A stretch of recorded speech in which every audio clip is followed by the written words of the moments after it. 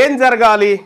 నిన్న కోర్టు ఒక కీలకమైనటువంటి మాట చెప్పింది. కోర్టుకు చెప్పే కంటే నిన్న కోర్టు చెప్పింది. కానీ నేను గతంలో 42% రిజర్వేషన్ అనేటువంటి అంశంలో నేను, ముఖ్యమంత్రి గారు, తర్వాత వకులాభరణం గారు, ఆ తర్వాత ఇంకా చాలామందిమి ఆ మీటింగ్లో ఉన్నాం. అప్పుడు ఈ బీసీల రాక్షసుడు జానారెడ్డి కూడా వచ్చి ముఖ్యమంత్రి పక్కకు కూర్చున్నాడు. కూర్చొని 42% జీవో ఏం చేద్దాం, 42 ఎగబెడదామని చెప్పిండు. ఎవరు? జానారెడ్డి. అమ్మ వీడు ఇంత కుట్రదారుడా అని అప్పటి నుంచే నేను పసిగట్టిన. వీనితోటే జరుగుతూ ఉంది ఇదంతా అని చెప్పి మొత్తం పసిగట్టిన తర్వాత నాకు అర్థమైంది ఏంటంటే ఈ గూడుపుట అని తయారైంది అనేది. నేను ఆ రోజు ముఖ్యమంత్రికి చెప్పినటువంటి సలహా ఏం దొరికేనా, ఆ రోజు అడ్వకేట్ జనరల్ గారు కూడా వచ్చినట్టున్నారు. ముఖ్యమంత్రికి చెప్పిన సలహా ఏంటంటే, ఒకవేళ 42% రిజర్వేషన్ ఇవ్వాలనుకుంటే ఫస్ట్ జీవో విడుదల, రెండోది నోటిఫికేషన్. జీవో విడుదల, నోటిఫికేషన్, ఈ రెండు.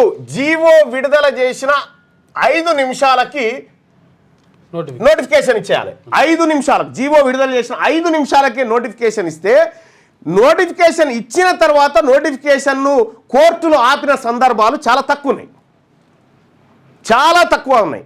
కాబట్టి ఇట్లా మనకు అట్లా ఛాన్స్ లేనప్పుడు ఇక గిట్లు ఇవ్వచ్చు చూడు అని చెప్పి ఆ రోజు చెప్పడం జరిగింది. నిన్న కోర్టు కూడా అదే వ్యాఖ్యలు చేసింది. మీరు నోటిఫికేషన్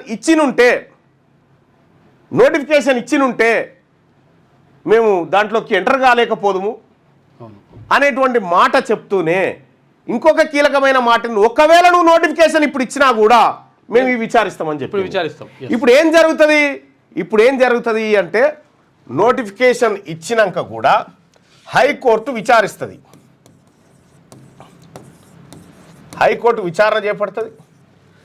హైకోర్టు విచారణ చేపట్టి నోటిఫికేషన్ ఇచ్చి, ఎలక్షన్ నోటిఫికేషన్ ఇచ్చి, నామినేషన్ లేచి సర్పంచ్గా, ఎంపీడీసీగా గెలిచిన తర్వాత కూడా ఈ ఎన్నిక చెల్లదు అంటే కథం క్యాన్సిల్ అయిపోతాయి, ఈ ఎన్నిక చెల్లదు అని, ఈ రిజర్వేషన్ల జీవో చెల్లదు అని కోర్టు తీర్పిస్తే వీళ్ళందరూ మళ్ళా పదవులు పోయినట్టే.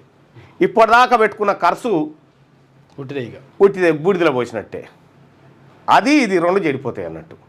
సో కాబట్టి హైకోర్టులో ఈ అంశం పెండింగ్లో ఉండగా నోటిఫికేషన్ ఇస్తే దాన్ని విచారించి ఈ జీవో విరుద్ధంగా ఉంటే ఈ 42% బీసీలకు కేటాయించేటువంటి సీట్లు ఏవైతే ఉన్నాయో అవి గంగల కలిసినట్టే. ఇది జరిగినటువంటి కార్యక్రమం. వీళ్ళేమైనా కుట్రలు చేస్తుర్రా, కుతంత్రాలు చేస్తుర్రా అని చెప్పి నేనే చిక్కుడు ప్రభాకర్ గారి ద్వారా, సీనియర్ అడ్వకేటు, పేదల అడ్వకేటు, ఆయన ద్వారా నేనే ఎంట్రీ కావడం జరిగింది, ఇంప్లీడ్ అయిన దాంట్లో. ఏం జరుగుతుందో చూద్దామని. ఇక్కడ హైకోర్టు విచారణ పెండింగ్లో ఉండగా నువ్వు నోటిఫికేషన్ ఇస్తే, ఒకవేళ హైకోర్టు తీర్పు ఈ జీవో చెల్లదు అని 100% చెల్లదు, 100% చెల్లదు. కానీ నువ్వు ఈ రెండు ఒకేసారి ఇస్తే మట్టుకి ఆ ప్రక్రియ జరిగిపోయేది, అవకాశం ఉంటుండే. ఆ ప్రక్రియ జరిగిపోయేది. కోర్టులు చాలా తక్కువగా జోక్యం చేసుకునే ఛాన్స్ ఉండే. ఇవి చేయలే, ఇది చేసినావు. అంటే జీవో విడుదల చేసి నువ్వు ఆగినావు. ఎందుకు ఆగినావు? టైం ఇవ్వాలి. ఎందుకు? వీళ్ళు కోర్టుకు పోవడం కోసం ఆపినావు. జీవో విడుదల చేసిన తర్వాత గ్యాప్ ఎందుకు ఇచ్చి నోటిఫికేషన్కు అని అంటే, ఈ రెడ్లు పోయి మళ్ళీ పిటిషన్ వేయాలి, 42% ఆగిపోవాలి. ఇక్కడ ఎంత అద్భుతం చూడు. రేవంత్ రెడ్డి గారు బీసీలు నిన్న పాలాభిషేకం చేయించుకుండు. బీసీల పక్షపాతి ముఖ్యమంత్రి రేవంత్ రెడ్డి అని చెప్పి పాలాభిషేకాలు అయినాయి. ఇప్పుడు బీసీల అవి చూస్తే ఏమనుకున్నారు, రే బీసీల కోసం ఇంత మంచి జీవో ఇచ్చిండ్రా అని ఆయన. ఇదే మళ్ళీ ఇంకొక రెడ్డి గారు, ఈయన రెడ్ల ప్రయోజనాలు కోసం పోతాడు. బీసీలకు జీవో ఇవ్వద్దని ఇంకో రెడ్డి పోతాడు, బీసీలకు జీవో ఇచ్చేది ఒక రెడ్డే. ఈ బీసీలకు అసలు ఈ జీవోనే రద్దు చేయాలని ఇంకో రెడ్డి వాదిస్తాడు, ఈ జీవో మంచిది ఉండాలని ఇంకో రెడ్డి వాదిస్తాడు. ఇళ్ళనే మంచోళ్ళు, ఇళ్ళనే షెడ్డోళ్ళు, ఎవరికి కావాల్సిన రూపాలలో వాళ్ళు ఉన్నారు. అందరు వాళ్ళే ఉన్నారు. మళ్ళీ ఎవరికి కావాల్సిన రూపాలలో వాళ్ళు ఉన్నారు. ఇక మనం పిచ్చోళ్ళ మీద. ఇది జరిగింది నిన్న. అందుకోసమే ప్రజలారా, వీళ్ళు ఎప్పటికి మనోళ్ళు కాదు. ఒకవేళ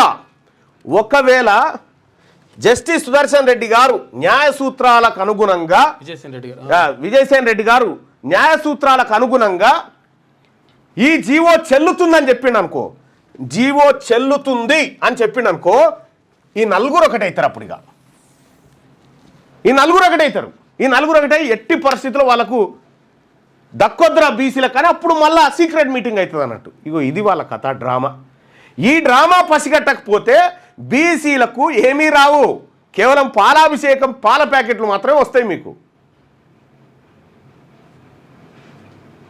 కాబట్టి నేను రిక్వెస్ట్ చేస్తా ఉన్నా ప్రజలకి, ఇదొక ప్రభుత్వం, ఈ ప్రభుత్వం మనకి ఇయ్యడానికి సిద్ధంగా లేదు. అందుకోసమే ఈ అవకాశాలన్నీ వాళ్ళకు రెడ్లకు కల్పిస్తూ ఉంది. మన బువ్వ మనం తినడం కోసం మన బతుకు ఎవరి మీద ఆధారపడ్డదో ఇది చూస్తే తెలుస్తుంది. మన బతుకు ఎవరి మీద ఆధారపడ్డదో ఇది చూస్తే తెలుస్తుంది. ఎవరి దయాదాక్షిణ్యాలు. రేవంత్ రెడ్డి ముఖ్యమంత్రి అయితే సుదర్శన్ రెడ్డిని అడ్వకేట్ జనరల్ చేసిండు, రెడ్లందరినీ భర్తీ చేసుకుంటూ వచ్చిండు. ఇప్పుడు ఆ రెడ్ల మీద అంటే ఒక్క సీఎం పోస్ట్ అనేది ఎంత కీలకమో మీరు చూడండి. ఇక్కడ కనుక బీసీ వాళ్ళు ఉంటే ఇవాళ ఈ సెక్షన్ బీసీల చేతుల్లో ఉండేది, అప్పుడు బరాబర్ ఉండేది వాదన, బరాబర్. చిత్తశుద్ధి లేదా కేసీఆర్, అది రేవంత్ రెడ్డికి చిత్తశుద్ధి లేదు, బీసీల ద్రోహి. ఒకసారి మనం ఈ పోల్ పెట్టుకుందాం. రేవంత్ రెడ్డిని బీసీల ద్రోహిగా ప్రకటించుకోవచ్చా? అవును, రేవంత్ బీసీల ద్రోహి అనుకునే వాళ్ళు ఇక్కడ, కాదు రేవంత్ బీసీల పెద్దన్న అనుకునే వాళ్ళు ఇక్కడ. మీ ఒపీనియన్ని షేర్ చేయండి.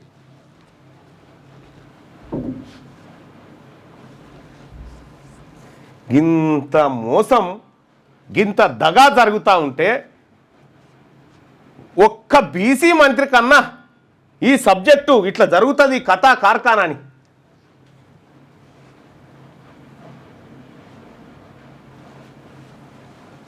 దయచేసి ఓటింగ్లో పాల్గొనండి. మీ వ్యాపారం అభివృద్ధి కావాలని కోరుకుంటున్నారా?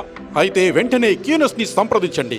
Schools, colleges, banks, shops, office promotions, land promotions, political promotions, restaurant promotions, hospital promotions, పుట్టినరోజు వేడుకలు, శుభకార్యాలు, వ్యాపారాలు ఏవైనా, సందర్భం ఏదైనా ఇప్పుడే క్యూనస్ ద్వారా తెలియజేయండి.